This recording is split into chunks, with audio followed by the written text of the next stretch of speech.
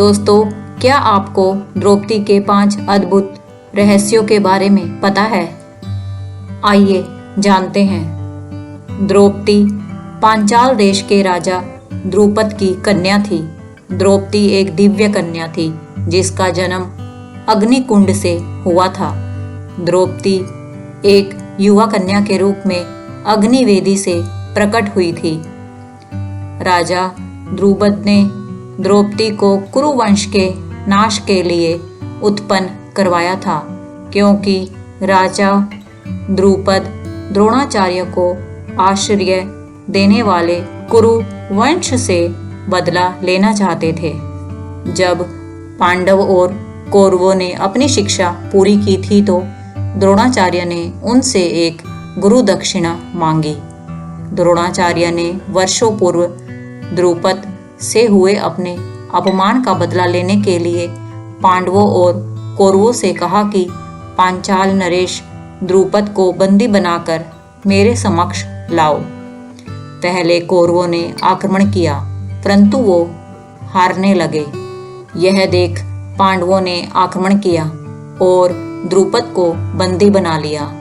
द्रोणाचार्य ने द्रुपद का आधा राज्य ले लिया और आधा उन्हें वापस करके छोड़ दिया। द्रुपद ने इस अपमान और राज्य के विभाजन का बदला लेने के लिए ही वह अद्भुत यज्ञ करवाया, जिससे द्रौपदी और धृष्टद्युम्न पैदा हुए थे। द्रौपदी शची यानी इंद्र की पत्नी का अवतार थी। अज्ञातवास में द्रौपदी का नाम सैरंध्री था। वह 5 पांडवों की पत्नी थी।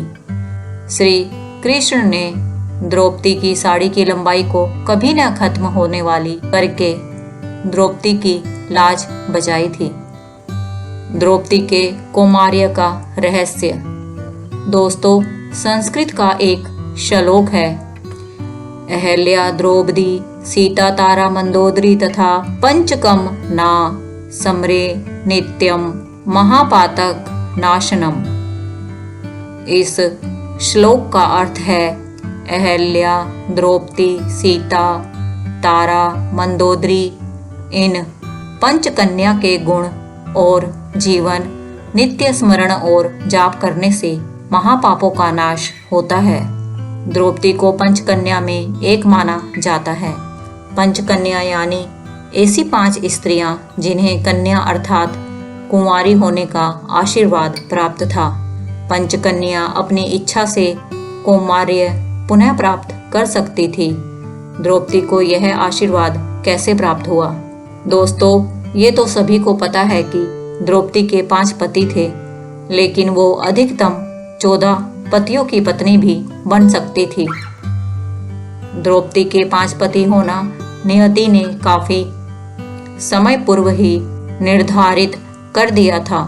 इसका कारण द्रौपदी के पूर्व जन्म में छिपा था, जिसे भगवान कृष्ण ने सबको बताया था। पूर्व जन्म में द्रौपदी राजा नल और उनकी पत्नी दमयंती की पुत्री थी। उस जन्म में द्रौपदी का नाम नलिनी था। नलिनी ने भगवान शिव से आशीर्वाद पाने के लिए कड़ी तपस्या की। भगवान शिव जब प्रसन्न होकर प्रकट हुए तो नलिनी ने उनसे आशीर्वाद मांगा कि अगले जन्म में उसे 14 इच्छित गुणों वाला पति मिले। यद्यपि भगवान शिव नलिनी की तपस्या से प्रसन्न थे, परंतु उन्होंने उसे समझाया कि इन 14 गुणों का एक व्यक्ति में होना असंभव है।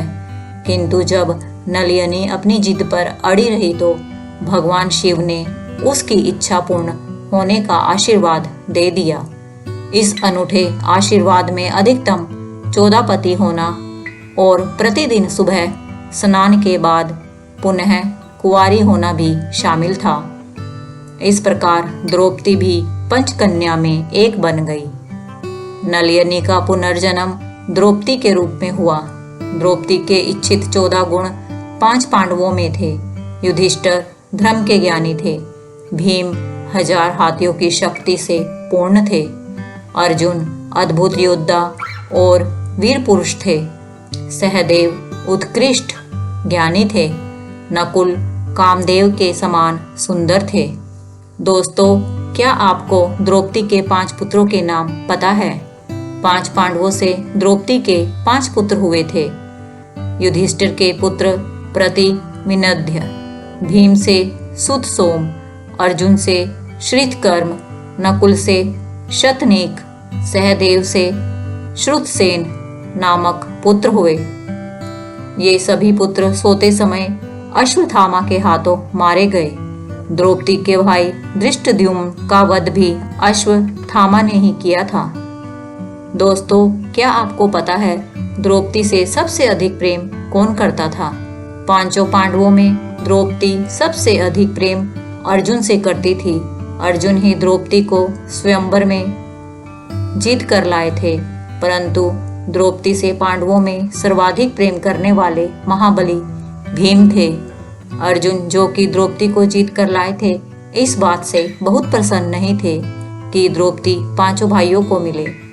अपनी अन्य पत्नी सुभद्रा पर एकाधिकार से अर्जुन को खुशी मिलती थी।